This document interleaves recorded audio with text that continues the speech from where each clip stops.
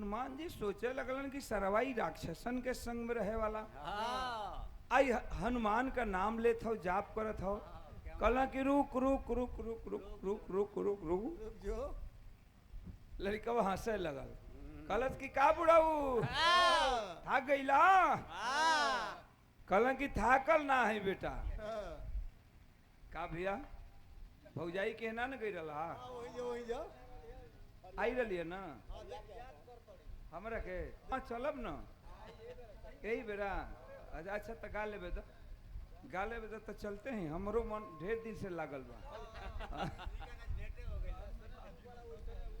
हमरो ढेर दिन ले मन लागल बेटा कि नहीं ठकुरी को भौजी के तनी चली तनी भेंट कर ले देखा ही सुंदर पुष्पहार हमरे ठकुरी वो भौजी तो के भैये कहले बानी हम तो अब का कहीं बताओ अरे मन ही बा कोनो हम कुछ करत थोड़े बानी लिया के बक्सर थोड़े जाता नहीं मान ला तुम्हार बड़े भाई मान ला अच्छा ये बताओ हमार के भौजाइए ना भइला आज तक तो हम के करा के भौजी कही ना हमारे भौजाई सच्चाई बताओ तनी ना हमारा बापे के भौजाई भइल गांव में ना हमरे के भौजाई भइल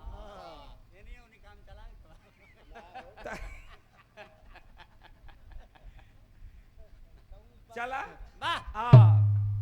बहुत बहुत प्रणाम बा अरे भौजाई महतारी के समान होले गलत गलत गलत अर्थ मत लगे अब भौजी कह जली तो तू भाई बड़ भाई जे होला वो बाप के समान होला आ भौजाई महतारी के समान अगर धर्म से मानत हो तो अब हमरे तनी बिरहा पर तनी ध्यान दिया बिरहा के कहानी पर ध्यान दिया ओ हनुमान जी सोचा लगलन कि सरवा राक्षसन के संग में रह के आई हनुमान का जाप करत हो गदा मारे से पहले जय हनुमान कहत हो कि रुक रुक रुक रुक ई बताओ तू कवनी हनुमान का ई जाप करत हुए गदा मारे से पहले तू हनुमान का नारा लगावत हुए कलश के अबे बुढ़ा बंदर मकर ध्वज लड़कवा बोलत बा कि अबे बुढ़ा बंदर मैं तो हनुमान का जाप करता हूँ लेकिन तुम जब गदा चला रहे हो मेरे ऊपर तो जय श्री राम का नारा लगा रहे हो तुम क्यों लगा रहे हो हथवा जोड़ के हनुमान जी कहलन कि बेटा वो तो मेरे इष्ट देव हैं राम तो मेरे इष्ट देव हैं मेरे भगवान हैं मैं उनका दास हूँ इसलिए मैं अपने प्रभु राम का नाम लेकर के गदा मारता हूँ हंसे लगा लड़कवा कहा कि अबे बूढ़ा बंदर राम तेरा इष्ट देव है इसलिए तू राम का नाम लेता है तो हनुमान हमार बाबू हूँ मकर ध्वज कलश बन गई खेला कलश के हनुमान हमार बाबू हूँ यही से उनकर हम नाम लेके गदा मारत हैं हनुमान जी सोचे लगल कि सरवा ई कवनी हनुमान का बात करो ई बीड़िया बेचे वाला का नाम करत कहलन सोचत हूँ कि कवनी हनुमान का बात करत हो एक हनुमान तो मैं ही जो जिंदगी भर किसी औरत के पास नहीं गया ना कौन मेहरारू का शुगर से मुंह ना देखले कौनो मेहरारू के लगे न गई न बियाह भइल न कोनो मेहरारू के लगे गईली खाली होटल अटेंड कईली हनुमान जी होटल अटेंड करते ओ घरे रहे कौन होटल हो राम भरोसा हिंदू होटल मर्दे कहीं के तोह लोग ना सुधर बोलो कुल दुनिया सुधर जाइबा कि तोह लोग कहे के सुधरे जा लो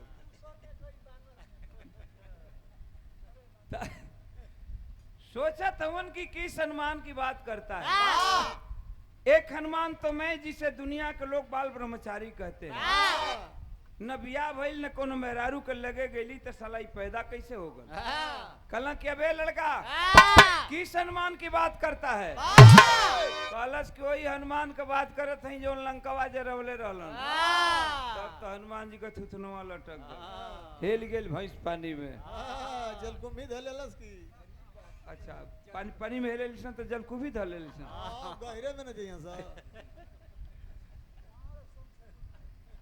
हनुमान जी सोचे लगलन कि मुझे ही कह रहा है डांट के हनुमान जी कहला कि अबे लड़का जबान संभाल कर चलाओ, नहीं तो जबान काट करके धरती पर रख देंगे।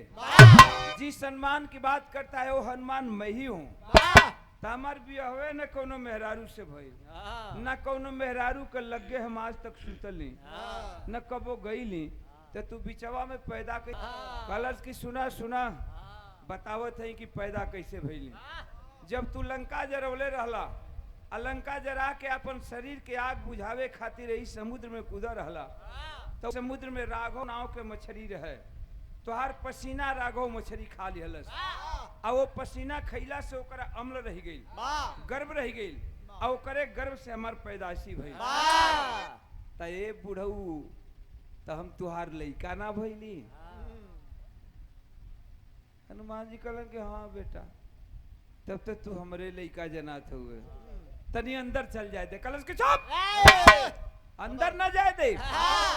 रावण का नमक खाइला, नमक का सर चुकाइला। रामायण में प्रमाण मिलता है बाबूजी की बातचीत के दौरान बतियाते बतियाते बतियाते हनुमान जी वही मकर ध्वज के लगे पहुंच गए। आया अपन धीरे धीरे पोछिया बढ़ावे लगल। अब पोछिया बढ़ा के मकर ध्वज के चारों तरफ से लपेट लिहलन। कहलन कि बोल अब जाए देवे कि ना, बोल अब जाए देवे कि ना। एकटी बनैबे कलश की जाए देवे कि ना, कलन की जाए देवे कि ना। कलश की ना जानत रहली कि बाप अपनी बेटा के साथ इतना बड़ दगाबाजी करी। ठीक बा, तैसने काम कह दे कि हम तोहार लइका हई, तू हमर बाबू हुआ। तैसने काम कह दे कि हमरो इज्जत रह जाओ, तोहरो इज्जत रह जाओ। हनुमान जी कहला कि मतलब कलश कि हम महिरावण का नमक खाइला, तैसन मत करा, हमके रस्सी से बांध दे ही गेट पर, और रस्सी से बांध के तू अंदर चल जा। हनुमान जी रस्सी से बांध करके गेट पर मकरध्वज को और अंदर गए। जब अंदर गईलन तो अंदर का दृश्य का बाबू, राम लक्ष्मण को महिरावण मालो देवी के मंदिर में पीला वस्त्र पहना करके उल्टा मुसुक चढ़ा करके बांध रखा था। जितने राक्षस थे, एक हाथ में खप्पर, दूसरे हाथ में खंजर तलवार लेकर खड़े था कि राम लक्ष्मण की कुर्बानी होगी, गर्दन कटेगी, हम लोगों को खून पीने के लिए मिलेगा।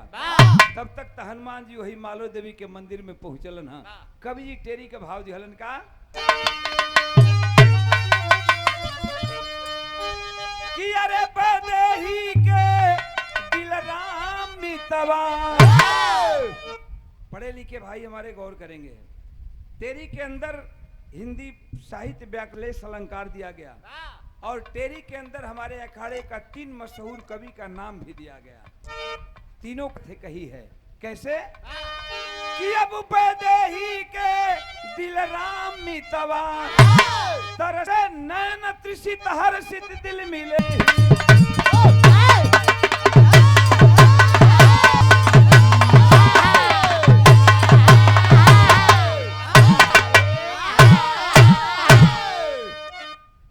आरामे से आरामे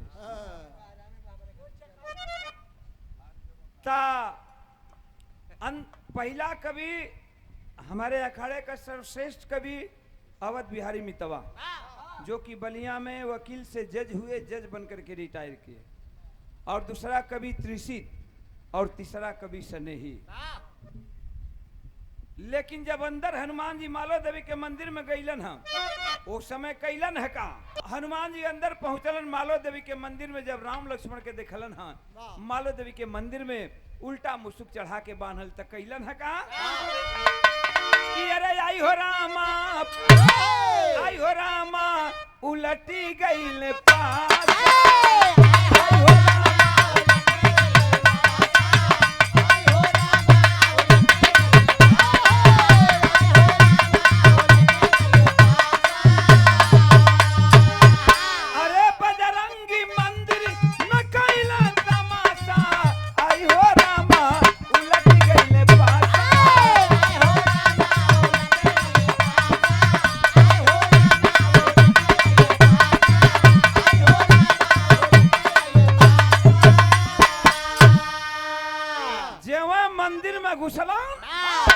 हनुमान जी पहला काम कैलन कि खींचेड़ दिहले बजरंगी जमाई।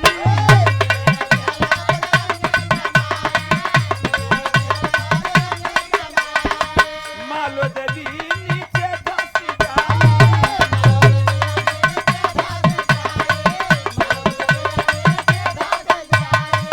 अरे रोवे मालो देवी अब बजावे लतासा। आई हो रामा उलट गईले पासा।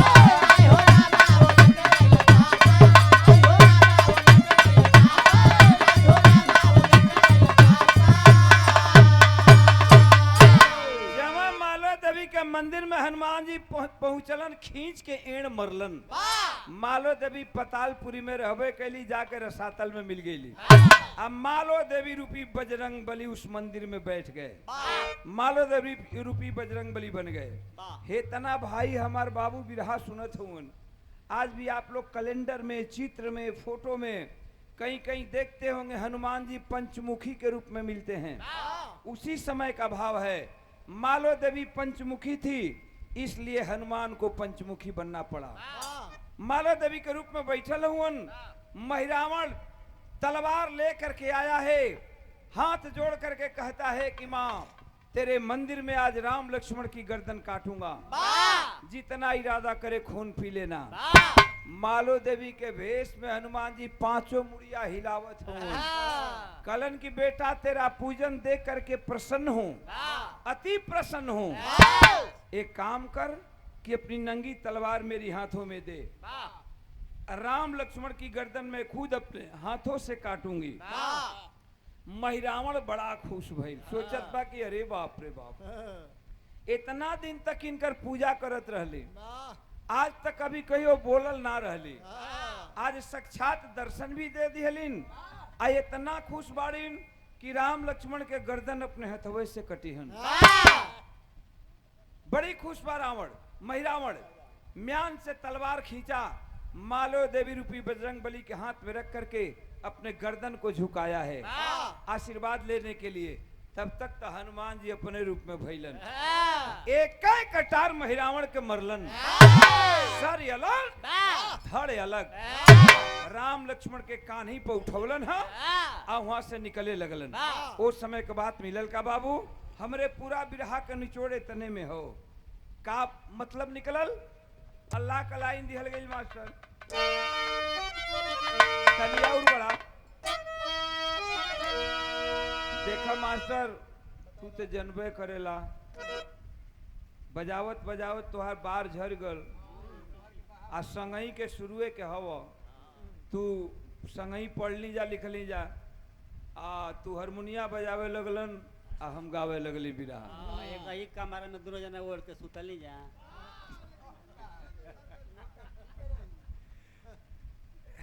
नहीं, कबो कबो जरूरत पड़ेला, वैसन जरूरत कबो पड़ रहे कि कमरा इनका पर कमरा उड़ा के सुता दियली। तू जनबे करेला मास्टर कि हम जल्दी चढ़ी लेना। तू तो जाना तड़ा कहीं कि तू तो खलहू बड़ा, हम जल्दी चढ़ी लेना आ चढ़ी ले तो जल्दी उतरी लेना। तो का करबा मास्टर का जिंदगी लेबा। चुप मर्दवा कहीं के मास्टर पर चढ़े कहते हैं मास्टर घोड़ा उड़ा हूँ। आवा आवा के पर हो, हारमोनियम के पत्ती पे चढ़े के। आवा हो, आवा मास्टर, आओ एक पत्ती आओ बड़ा।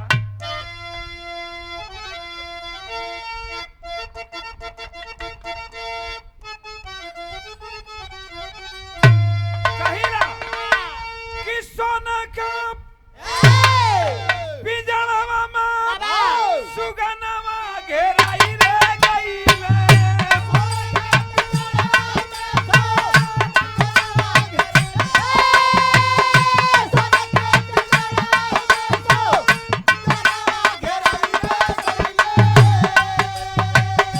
बबुरे के काटी से अमोला घेरल बा।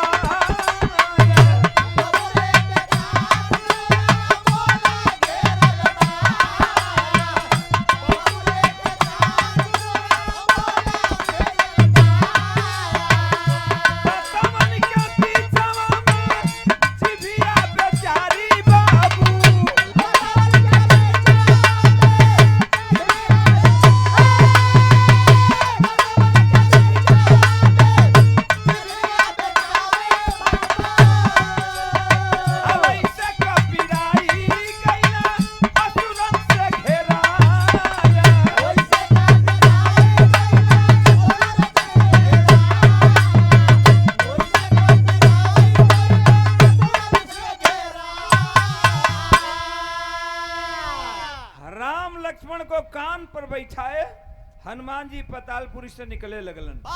लेकिन जितना पतालपुरी का राक्षस रहलन हनुमान जी से लड़ाई करे पे उतारू हो गईलन। हनुमान जी गदा के उठौलन लगलन चलावे कैलन है का कि गदवा के मारी करन तबलागे ए भैया गदवा के मारी करन तबलागे अरे मारी मारी असुरन के दिहल गिरा आई के भवरवा तब अमृत पियावे अरे मरनवा के समर के दिहल गिरा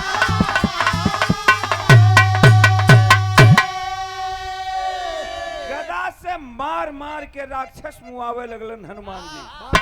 लेकिन बाबू जितना पतालपुरी के भौरा रहलन ओ मरल राक्षसवन पर ले आके अमृत छिड़क दें सारा राक्षस जिंदा हो जाए।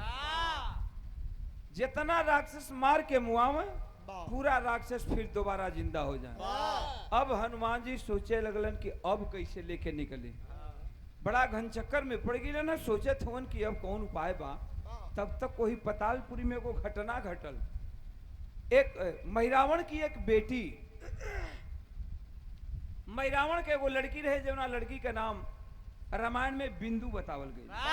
यही गुड़िया का उम्र का रहे और जवानी के दहलीज पर बे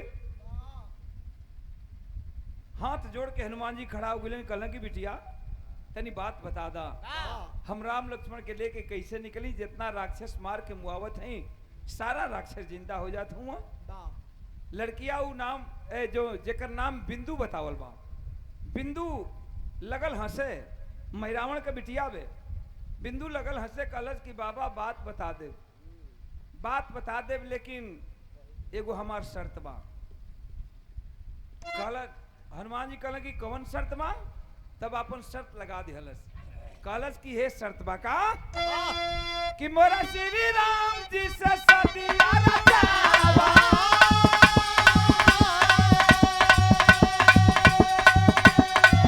ए बाबा मोरा श्री राम जी से सदिया रचावा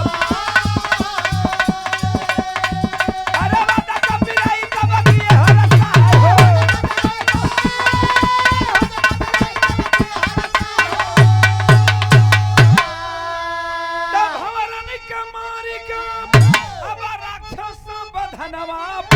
चले बजरंगी कर कन्या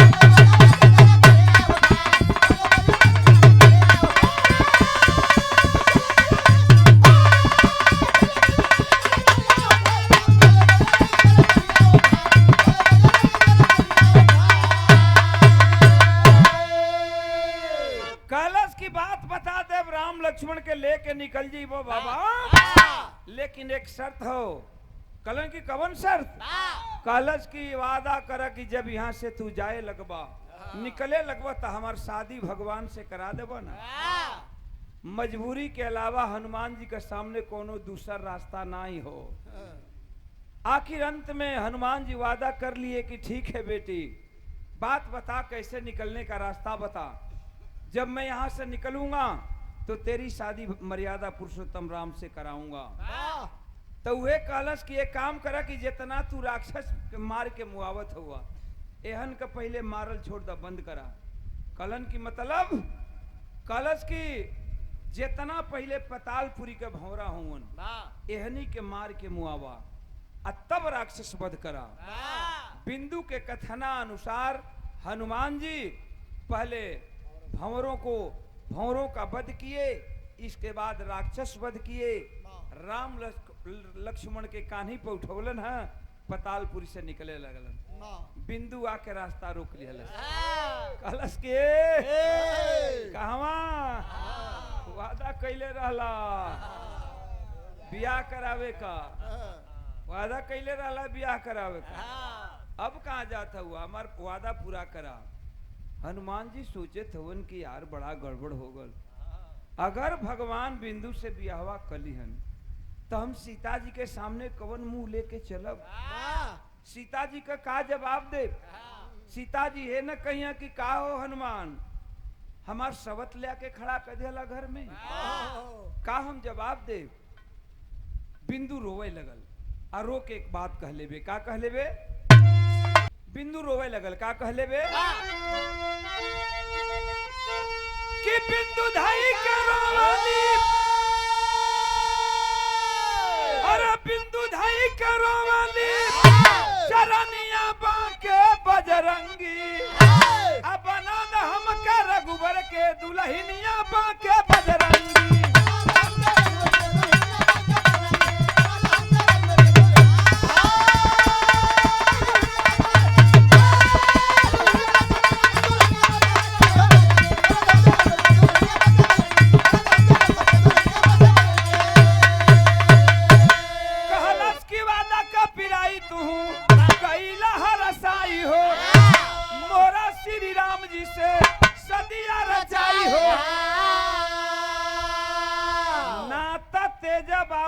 जवनिया बांके बजरंगी, अब बना द हमके रघुबर के दुल्हनिया बांके बजरंगी।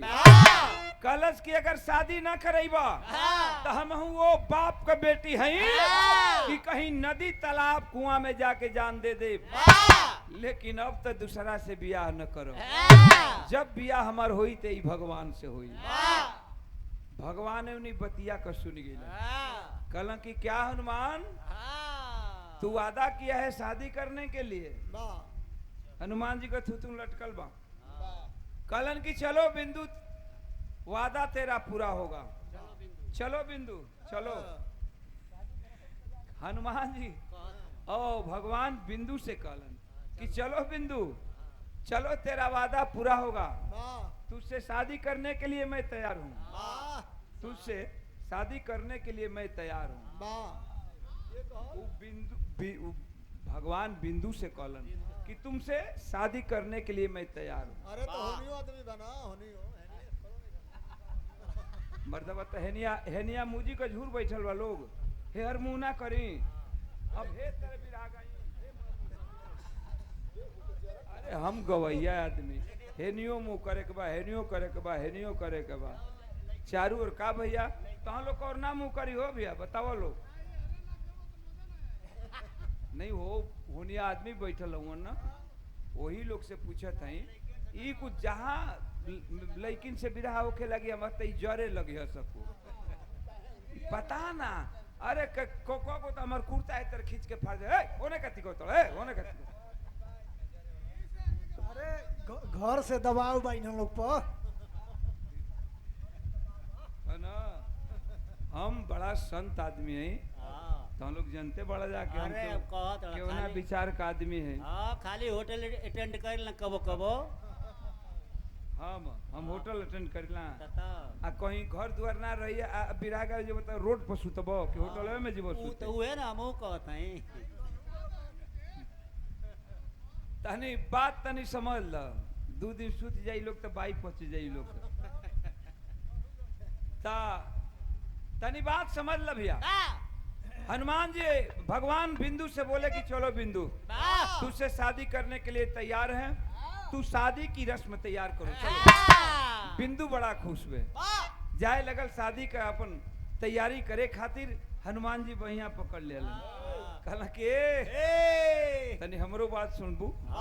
कलश की का भई? कलन की तोहार वादा तो भगवान पूरा करे जात हूँ, लेकिन अब एगो हमरो वादा बा तोहरा से। कलश की कैसन वादा? कलन हनुमान जी की तू भगवान जब ना सुहाग से जिया पर बैठिया लोग, उस सुहाग से जिया का पार पाटी न टूटे के चाहिए। अगर पार पाटी टूट जाई तो हम बियाह न होके दे। बियाह न होई। बिंदु लगल हंसे। कलश की बाबा रह गईला बुरुबक, रह गईला बुरुबक। अरे भैया बुरुबक नहीं हो, हाँ लड़बक कहा।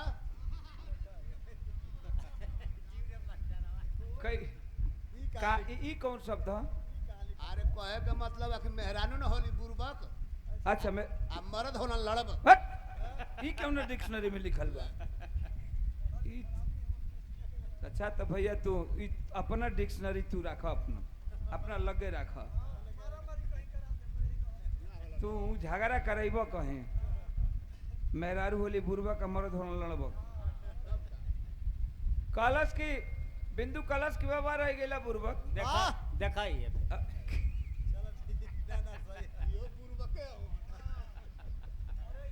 ना हुआ सोचबा कहवा कलश की बाबा हाँ अरे लकड़ी के पार पार्टी से न फरियाई तो करा में लोहा का चूर ठोकवा दे टूटी कैसे कलन की जा लेकिन टूट जाई तब या हम न होके दे बिंदु हंसत चल गई अब बिंदु जाके कई गो फूल चुन चुन के सुहाग घर सजौले बे सुहाग शेष सजौले बे अब पनरहो सिंगार सोरहो बरन कई के अब वही सुहाग सेज पर घूंघट लटका के बैठल बे भगवान का पैर एगो सुहाग सेज पर बा आ एगो पैर पतालपुरी के धरती पर बा अब सेनूर उठा के बिंदु के मांग में डाले वाला हूँ सेनूर उठा के यही बिंदु के मांग में डाले वाला हूँ भगवान तब तक हनुमान जी जाके दरवाजा लगलन खटखटावे हाथ इनका रुक गई भगवान का हाथ रुक गल कला की कौन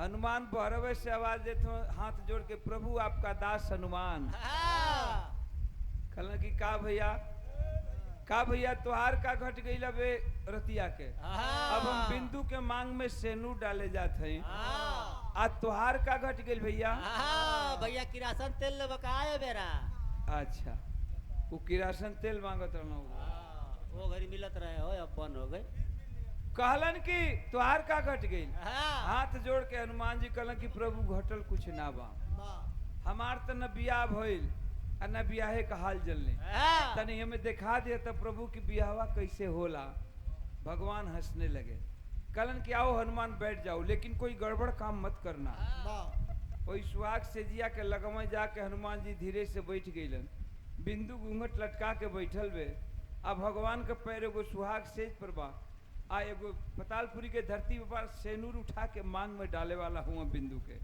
तब तक फैल का बाबू कि चुनी चुनी कलियन के सजिया सजाए आए हर कपी पटिया में पूछला पिटाई हनुमान जी सुहाग से तर बैठल हवन भगवान अब सेनूर डाले के जवन तैयारी कैलन हम मांग में तब तक हनुमान जी अपन पोंछ बढ़ा दिलन आ बढ़ा के सुहाग सेज में चारों तरफ से लपेट लिहलन आ लपेट के अभी भगवान सेनूरवा डलबे न कैलन ओकरा पहले में हनुमान कैलन का कि मारा झटिका पवन तले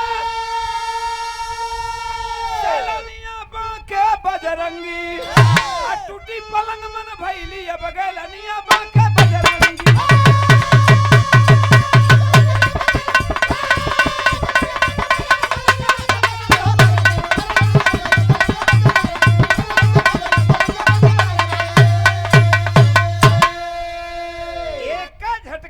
से मरलन सुहाग से जिया तीतर भीतर एक तरफ सुहाग से बिंदु लुढ़क कर गिर गई और दूसरे तरफ भगवान गिर गए कहलन की बस बस बस हनुमान जी कहलन की बस अब बियाह न हुई खरवास हो गई बच्ची बारे पंडित जी कहलन की अब बियाह न हुई बिंदु कलश की काहे कहलन की हमारा तुम्हारा बीच वादा रहल कि सुहाग से टूट जाई तो हम बियाह न होखे दे बिंदु लगल रोए कलश की बाबा हमरे साथ इतना बड़ धोखा इतना धोखा काहे कैला बड़ा बिंदु रोवत पे हनुमान जी कहते हैं कि हम धोखा वोखा का हाल नहीं जाने हमारे तोहरा बीच वादा रहल अब बियाह न हुई हमरे तोरे बीच वादा रहल अब बियाह न हुई बिंदु रोवत हो लेकिन बिंदु के रोवल देख के भगवान बर्दाश्त नहीं किए कहने लगे कि बिंदु इधर सुनो बिंदु को बुलाया और बोले कि देख बिंदु रो मत मैं तो तेरा वादा पूरा करने के लिए सहज तैयार था लेकिन अब हनुमान का भी वादा पूरा हो जाने दे और मैं तुमसे वादा करता हूं कि इस जन्म में तो मुलाकात नहीं होगी अब संभव नहीं है मैं तुमसे वादा करता हूं कि इस जन्म में तो मुलाकात नहीं होगी लेकिन अगली जन्म में मुलाकात होगी जरूर। हम तुमसे मुलाकात करेंगे। कब, कैसे, किस रूप में, भगवान बताए। जय जखाड़ गुरु स्वामी जी द्वापर में राधा बन कर आई। श्री नारायण शिव दयाल बन आए कुंवर, वही त्रेता वाले राम द्वापर में कृष्ण बन करके आए, और वही त्रेता वाली बिंदु द्वापर में राधिका बन करके आई, और राधा और कृष्ण दोनों का मिलन हुआ। तो कवि जी लिखे हैं क्या, हाई देखा कवि के लिखे के पढ़ल कि राम दाई का दिल राम बितवा परसु ओम प्रकाश या सब सारद से ही